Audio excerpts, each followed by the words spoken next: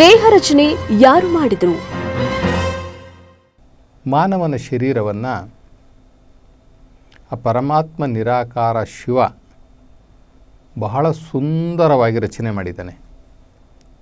ಅವನು ಮಾಡಿರ್ತಕ್ಕಂಥ ಒಂದೊಂದು ರಚನೆ ಈ ಸೃಷ್ಟಿಯಲ್ಲಿ ಅದ್ಭುತವಾದಂಥದ್ದು. ಯಾರೂ ಕೂಡ ಒಂದು ತಪ್ಪನ್ನು ಹುಡುಕಿ ಹೇಳಲಿಕ್ಕೆ ಸಾಧ್ಯ ಇಲ್ಲ. ಅಂತಹ ಅದ್ಭುತವಾದಂತಹ ಜಗತ್ತನ್ನು ಪರಮಾತ್ಮ ನಿರಾಕಾರ ಶಿವ ಸೃಷ್ಟಿ ಮಾಡ್ದ. ಈ ಚರಾಚರಗಳನ್ನೆಲ್ಲವನ್ನು ಸೃಷ್ಟಿ ಮಾಡ್ದ.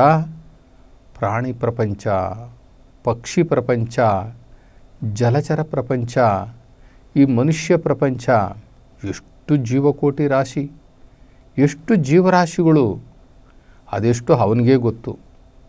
ಅಂತಹ ಅದ್ಭುತವಾದಂತಹ ಸೃಷ್ಟಿಯನ್ನು ಮಾಡಿದಂತಹ ಆ ನಿರಾಕಾರ ಪರಮಾತ್ಮ ಏಕೈಕ ಆ ಶಿವನು ಈ ಶರೀರವನ್ನು, ಮಾನವನ ಶರೀರವನ್ನು ಎಷ್ಟು ಚೆನ್ನಾಗಿ ಮಾಡಿದ್ದಾನೆ ಅಂತಂತಂದರೆ 5 ಇಂದ್ರಿಯಗಳನ್ನು ಒಳಗೊಂಡಂತಹ ಈ ಮನುಷ್ಯ ಜನ್ಮ. ಇಂದ್ರಿಯಗಳಲ್ಲಿ ಅತಿ ಶ್ರೇಷ್ಠವಾದ ಎಲ್ಲ ಪ್ರಾಣಿಗಳಿಗೂ ಈ ಇಂದ್ರಿಯಗಳನ್ನು ಕೊಟ್ಟಿದ್ದಾನೆ. ಜ್ಞಾನೇಂದ್ರಿಯಗಳು ಕೊಟ್ಟಿದ್ದಾನೆ, ಕರ್ಮೇಂದ್ರಿಯಗಳನ್ನು ಕೊಟ್ಟಿದ್ದಾನೆ. ಆದರೆ ಅವನಿಗೆ ಎಲ್ಲರಿಗೂ ಅಂತ ವಿಶೇಷವಾಗಿ ಮನುಷ್ಯನ ಈ ಶರೀರವನ್ನು ತಯಾರು ಮಾಡಿ ಈ ಮನುಷ್ಯನಿಗೆ ಒಂದು ವಿಶೇಷವಾದಂಥದ್ದನ್ನು ಕೊಟ್ಟನಲ್ಲ, ಅದು ಯಾವುದು? ಅದು ಅರಿವು. ಅರಿವು ಎಲ್ಲವಕ್ಕೂ ಸ್ವಲ್ಪ ಸ್ವಲ್ಪ ಕೊಟ್ಟಿದ್ದಾನೆ. ಎಂಥ ಅರಿವು ಕೊಟ್ಟಿದ್ದಾನೆ ಅಂದರೆ ಪಕ್ಷಿಗಳು ಎಷ್ಟು ಚೆನ್ನಾಗಿ ಗೂಡು ಕಟ್ತವೆ, ಯಾವ ಇಂಜಿನಿಯರು ಇಲ್ಲ. ಕೆಲವು ಹುಳಗಳು ಅವು ಒಂದೊಂದು ಗೂಡನ್ನು ಕಟ್ಕೊಳ್ತವೆ ಮಣ್ಣಲ್ಲಿ. ಎಂಥ ಅದ್ಭುತ ಸೃಷ್ಟಿ! ಯಾರು ಹೇಳಿಕೊಟ್ರು?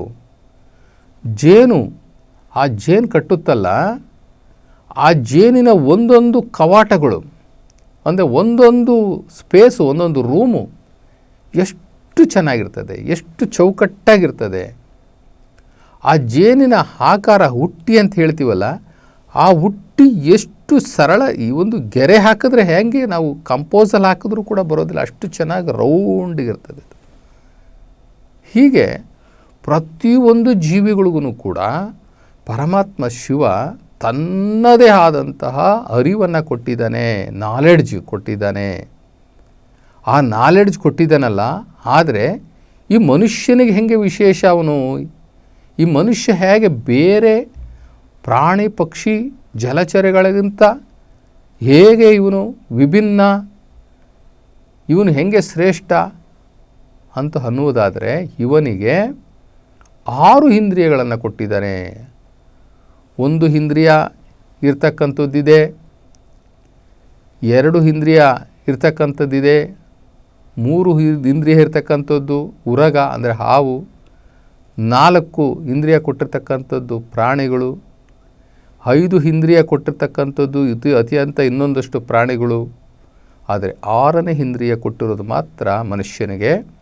ಆ 6ನೇ ಇಂದ್ರಿಯ ಯಾವುದಪ್ಪ ಅಂತಂದರೆ ಅರಿವು, ಜ್ಞಾನ. ಆ ಜ್ಞಾನ ಹೆಂಗಿದೆ ಅಂತಂತಂದರೆ ಅವನು ಸ್ವಯಂ ಇಚ್ಛೆಯಿಂದ ಯೋಚಿಸಬಲ್ಲ ಮತ್ತು ಏನನ್ನಾದರೂ ಕ್ರಿಯೇಟ್ ಮಾಡಬಲ್ಲ, ಊಹೆ ಮಾಡಬಲ್ಲ, ಯೋಜನೆಗಳನ್ನು ರೂಪಿಸಬಲ್ಲ. ದೇವರನ್ನು ಅರಿಯುವ ಶಕ್ತಿ, ಅರಿಯುವ ಜ್ಞಾನ ಮನುಷ್ಯನಿಗೆ ಮಾತ್ರ ಇದೆ. ಇನ್ನು ಈ ಚರಾಚರಗಳನ್ನು, ಈ ಸೃಷ್ಟಿಯನ್ನು ತಿಳಿಯುವಂತಹ, ಅರ್ಥ ಮಾಡಿಕೊಳ್ಳುವಂತಹ, ಅರ್ಥೈಸುವಂತಹ ಪ್ರಾಣಿಗಳು ಬೇರೆ ಯಾವುದೂ ಇಲ್ಲ. ಮನುಷ್ಯ ಪ್ರಾಣಿ ಮಾತ್ರ ಎಲ್ಲವನ್ನು ಅರ್ಥ ಮಾಡಿಕೊಂಡು ವಿಶ್ಲೇಷಣೆ ಮಾಡುವಂತಹ ಬುದ್ಧಿವಂತ ಪ್ರಾಣಿ. ಆತ್ಮ ಇದೆ, ಭಾವ ಇದೆ, ಚಿತ್ತ ಇದೆ, ಮನಸ್ಸಿದೆ. ಎಲ್ಲದಕ್ಕೂ ಮುಖ್ಯವಾಗಿ ಅರಿವಿದೆ, ಜ್ಞಾನದ ಅರಿವಿದೆ. ಎಂಥ ವಿಶೇಷ ಜ್ಞಾನ! ಇದೊಂದು ಸ್ವಯಂ ಅಸ್ತಿತ್ವ ಇರತಕ್ಕಂಥ ಶರೀರ. ಈ ಸ್ವಯಂ ಅಸ್ತಿತ್ವ ಇರತಕ್ಕಂಥ ಈ ಶರೀರವನ್ನು ಆ ನಿರಾಕಾರ ಪರಮಾತ್ಮ ಶಿವ ಒಂದು ಬೊಂಬೆಯಿಂದ ಪ್ರಾರಂಭ ಮಾಡಿದ. ಮಣ್ಣಿನ ಗೊಂಬೆಯಿಂದ ಇದನ್ನು ರಚನೆ ಮಾಡ್ದ ಅಂತ ಹೇಳ್ತಾರೆ. ಈ ಮಾತು ಕುರಾನಲ್ಲೂ ಇದೆ, ಬೈಬಲಲ್ಲೂ ಇದೆ. ಅಲ್ಲಾಹನು ಈ ಮನುಷ್ಯನ ದೇಹವನ್ನು ಮಣ್ಣಿನ ಒಂದು ಚಿತ್ರದಿಂದ ತಯಾರು ಮಾಡ್ದ, ಅಥವಾ ಒಂದು ಮಣ್ಣಿನ ಗೊಂಬೆಯಿಂದ ತಯಾರು ಮಾಡ್ದ. ನಂತರ ಅದಕ್ಕೆ ಉಸಿರನ್ನು ತುಂಬಿದ. ನಂತರ ಅದೇ ರೀತಿಯ ಇನ್ನೊಂದು ಗೊಂಬೆಯನ್ನು ತಯಾರು ಮಾಡಿ ಅದಕ್ಕೂ ಕೂಡ ಉಸಿರನ್ನು ತುಂಬಿದ. ಒಂದು ದೇಹಕ್ಕೆ ಹೆಣ್ಣಿನ ಆಕಾರ, ಇನ್ನೊಂದು ದೇಹಕ್ಕೆ ಗಂಡಿನ ಆಕಾರವನ್ನು ಕೊಟ್ಟ. ಆದರೆ ಎರಡು ಗೊಂಬೆಯಲ್ಲಿ ಇರತಕ್ಕಂಥ ಅರಿವು ಒಂದೇ, ಆತ್ಮ ಒಂದೇ. ಅದು ಹೆಣ್ಣು ಅಲ್ಲ, ಗಂಡು ಅಲ್ಲ. ಆ ದೇಹಗಳು ಆಕಾರದಲ್ಲಿ ಮಾತ್ರ ವ್ಯತ್ಯಾಸ, ಹೆಣ್ಣು ಗಂಡು ಅನ್ನುವಂಥ ವ್ಯತ್ಯಾಸ. ಆದರೆ ಒಳಗಡೆ ಇರ್ತಕ್ಕಂಥ ಆತ್ಮ ಒಂದೇ, ಅದು ಹೆಣ್ಣು ಅಲ್ಲ, ಗಂಡು ಅಲ್ಲ. ಆ ರೀತಿ ಅದ್ಭುತವಾದಂತಹ ಈ ಶರೀರವನ್ನು ಪರಮಾತ್ಮ ನಿರಾಕಾರ ಶಿವ ತಯಾರು ಮಾಡ್ತಾನೆ. ತಯಾರು ಮಾಡಿ ಈ ಪಂಚಭೂತಗಳ ಅಂಶವನ್ನು, ಅಂದರೆ ಪಂಚಭೂತಗಳು ಅಂತಕ್ಕಂಥ ಪೃಥ್ವಿ, ಅಪ್ಪು, ತೇಜ, ವಾಯು, ಆಕಾಶ ಅಂತಂದರೆ ಈ ಭೂಮಿಯ ತತ್ವ ಇದೆ, ನೀರಿನ ತತ್ವ ಇದೆ, ಬೆಂಕಿಯ ತತ್ವ ಇದೆ, ವಾಯುವಿನ ತತ್ವ ಇದೆ, ಆಕಾಶದ ತತ್ವ ಇದೆ, ಅಂದರೆ ಜ್ಞಾನ. ಆಕಾಶ ತತ್ವ ಅಂದರೆ ಜ್ಞಾನ. ಈ ಎಲ್ಲ ತತ್ವಗಳಿಂದ ತಯಾರು ಮಾಡಿರ್ತಕ್ಕಂಥ ಈ ಶರೀರ, ಇದ್ರ ಜೊತೆಗೆ ಏನು ಮಾಡ್ದ, ಪಂಚ ಇಂದ್ರಿಯಗಳನ್ನು ಜೋಡಿಸ್ದ. ಪಂಚೇಂದ್ರಿಯಗಳು. ಆ ಪಂಚೇಂದ್ರಿಯಗಳು ಯಾವುದಪ್ಪ ಅಂತಂದರೆ ಮೂಗು, ನಾಲಿಗೆ, ಕಿವಿ, ಕಣ್ಣು, ಚರ್ಮ. ಇವು ಪಂಚ ಇಂದ್ರಿಯಗಳು.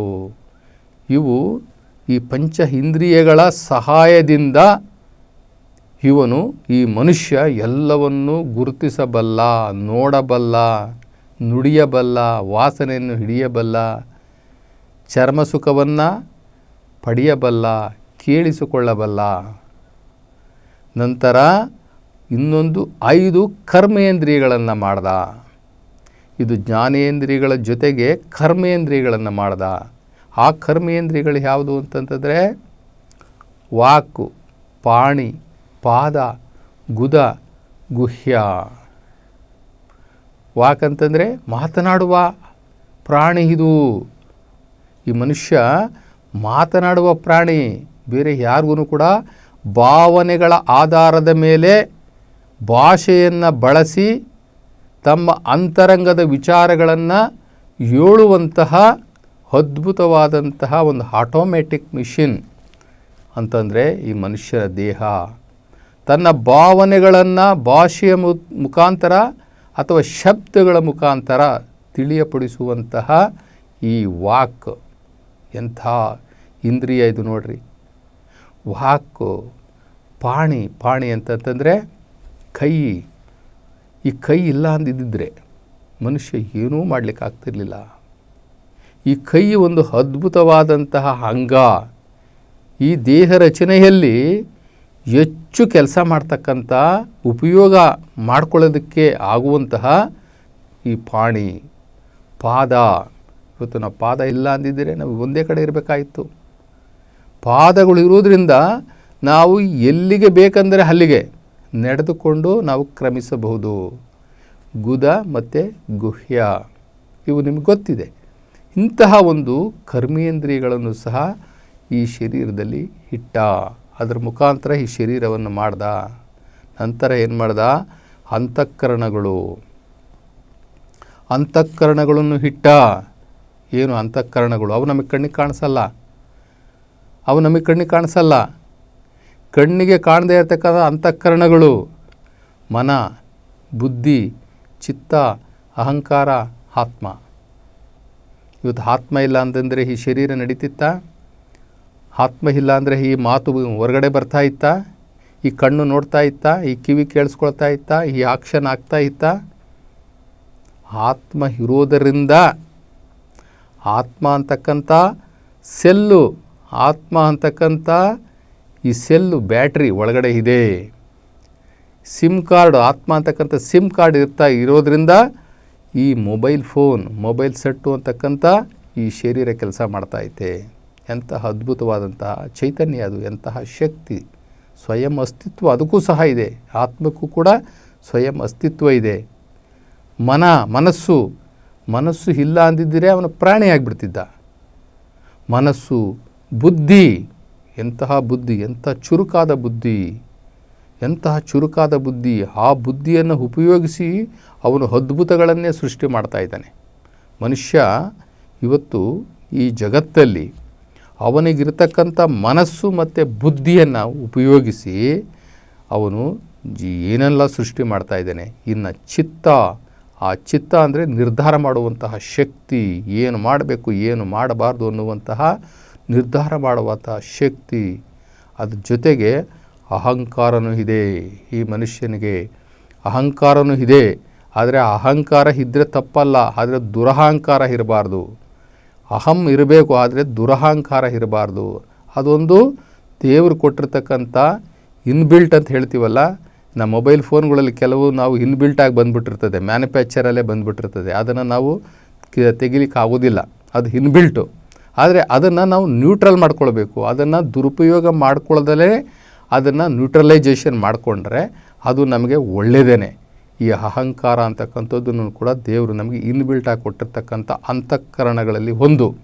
ಈ ರೀತಿ ಮನ, ಬುದ್ಧಿ, ಚಿತ್ತ, ಅಹಂಕಾರ, ಆತ್ಮ ಇವೆಲ್ಲವೂ ಕೂಡ ನಮ್ಮನ್ನು ಒಳಗೊಂಡಿರ್ತಕ್ಕಂಥ ಅದ್ಭುತವಾದ ಒಂದು ಮ್ಯಾನುಫ್ಯಾಕ್ಚರ್ ಪ್ರಾಡಕ್ಟ್. ಅದು ಯಾವ ಪ್ರಾಡಕ್ಟು? ಇದು ಶಿವ ಪರಮಾತ್ಮನ ಪ್ರಾಡಕ್ಟ್. ಇದು ಅಂತಹ ಪ್ರಾಡಕ್ಟನ್ನು ನಾವು ನಮ್ಮದಾಗಿಸ್ಕೊಂಡಿದ್ದೀವಿ ನೋಡ್ರಿ. ಈಗ ನಾವು ಆತ್ಮ ಅಂತ ತಿಳ್ಕೊಂಡು ಈ ಶರೀರ ಪರಮಾತ್ಮನು ನೀಡಿರುವಂತಹ ಅದ್ಭುತವಾದಂತಹ ಕೊಡುಗೆ ಅಂತ ನಾವು ತಿಳ್ಕೊಂಡು ಇದನ್ನು ಸದುಪಯೋಗಪಡಿಸಿಕೊಂಡು ಈ ಮಾನವ ದೇಹದ ಮೂಲಕ ಆತ್ಮವನ್ನು ಕಂಡುಕೊಂಡು ಆತ್ಮದ ನಂತರ ಪರಮಾತ್ಮನನ್ನು ಕಂಡುಕೊಳ್ಳಲು ಈ ದೇಹ ಒಂದು ಅದ್ಭುತವಾದಂತಹ ಸಾಧನ, ಗುಡ್ ವೆಫನ್ ಇದು. ಈ ವೆಫನ್ ಮುಖಾಂತರ ನಾವು ಒಳ್ಳೆಯದನ್ನು ಕೆಟ್ಟದ್ದನ್ನು ಅರಿತುಕೊಂಡು ಸಾರ್ಥಕವಾದ ಜೀವನ, ಜ್ಞಾನಪೂರ್ಣವಾದಂತಹ ಜೀವನವನ್ನು ಮಾಡಿ ನಾವು ಆತ್ಮ ಪರಮಾತ್ಮನನ್ನು ಕೂಡುವಂಥದ್ದು. ಅಂಗ ಲಿಂಗವಾಗಬೇಕು, ಲಿಂಗ ಅಂಗವೇ ಆಗಬೇಕು. ಲಿಂಗಾಂಗ ಸಾಮರಸ್ಯ. ಆ ಲಿಂಗಾಂಗ ಸಾಮರಸ್ಯದ ಸುಖವನ್ನು ಅನುಭವಿಸೋದಕ್ಕೆ ದೇವರು ಎಲ್ಲವನ್ನು ಕೂಡ ದಾರಿ ಮಾಡಿಕೊಟ್ಟಿದ್ದಾನೆ. ಆದ್ದರಿಂದ ಈ ಶರೀರವನ್ನು ತಯಾರು ಮಾಡಿದಂತಹ ಆ ಚಮತ್ಕಾರ, ಆ ಮಹಿಮೆ ಉಳ್ಳ ಆ ಶಿವನಿಗೆ ಮಾತ್ರ ಸಾಧ್ಯ ಹೊರತು ಇನ್ನು ಯಾರಿಂದಲೂ ಸಾಧ್ಯವಿಲ್ಲ. ಈ ಕಾಯ ಶಿವನ ಪ್ರಸಾದ, ಕಾಯ ಪ್ರಸಾದ.